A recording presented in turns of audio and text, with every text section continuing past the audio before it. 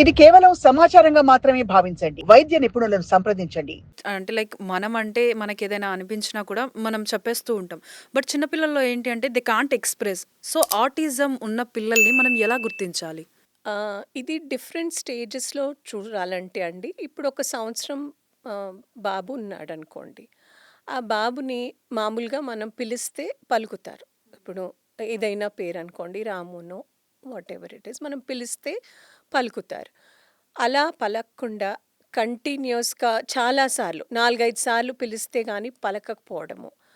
అలాగే పిలిచినప్పుడు మన కళ్ళల్లో కళ్ళు పెట్టి చూడకపోవడం. అంటే మనం చాలా సేపు చూస్తారని కాదు. కనీసం ఒక 2 సెకండ్‌లన్నా. ఇలా చూసి ఇలా చూడటమో, లేకపోతే అసలు చూడకపోవడమో, చూడకపోవడం.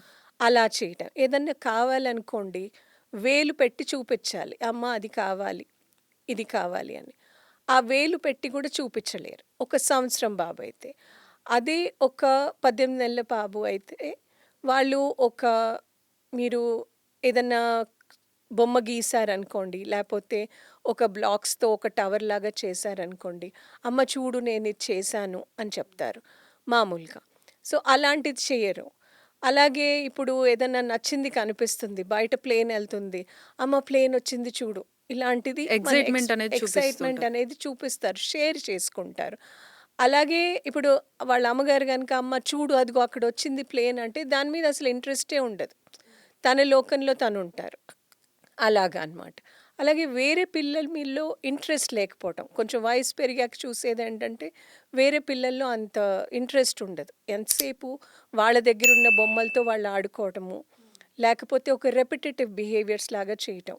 అంటే ఇట్లా చేతులు కొట్టడం గానీ, ఫ్లాప్ చేయటం కానీ, లేకపోతే ఇలా చిటికలేసినట్టు చేయటం కానీ, ఒక చోటు నుంచి ఇంకో చోటుకి పరిగెట్టటం కానీ, సర్కిల్స్‌లో అట్లా వెళ్ళటం కానీ, జంప్ చేయటం కానీ, అట్లా రెపిటేటివ్ బిహేవియర్స్ లాగా ఉంటాయి. స్కూల్‌కెళ్ళే దశలో ఏమవుతుందంటే, టీచర్స్ కనుక చెప్పింది ఫాలో అవ్వలేరు. అంటే ఇప్పుడు అందరూ వచ్చి ఒక లైన్‌లో కూర్చోండి అనంటే, అందరూ ఆ మాట వింటే ఈజీగా ఉంటుంది. అలా వినకుండా వాళ్ళు బయటికెళ్ళి ఆడుకోవడమో, ఒక చెప్పింది చేయకపోవడమో అవుతుంది. లేతే ఒక చోట కూర్చొని ఒక యాక్టివిటీ కంప్లీట్ చేయమంటే, కూర్చొని ఆ యాక్టివిటీ చేయలేరు. They cannot SIT for long time. ఒక చోట నుంచి ఇంకో చోటుకెళ్ళటము, ఎళ్ళకూడని చోటుకెళ్ళటం. అంటే ఎక్కడికైనా ఎళ్తారు, పడతారేమో అని భయం రావటం, బయటికెళ్ళిపోవటం అలాంటియి చేసే అవకాశాలుంటాయి. సో, ఇలాంటియి చూసి టీచర్ గనక ఇంక మిగతా పిల్లలతో కలవకుండా వాళ్ళంతటే వాళ్ళుంటున్నారు. పెద్ద మాట్లాడతలేదు, ఇన్‌స్ట్రక్షన్ ఫాలో అవ్వట్లేదు. ఇలాంటి ప్రాబ్లమ్స్ మీరు చూడొచ్చు. సాక్షి టీవీ ప్రసారాలను నిలిపివేయడం చట్టరీత్యా నేరం. సాక్షి టీవీ ప్రసారాల కోసం మీ స్థానిక కేబుల్ ఆపరేటర్ను వెంటనే సంప్రదించండి.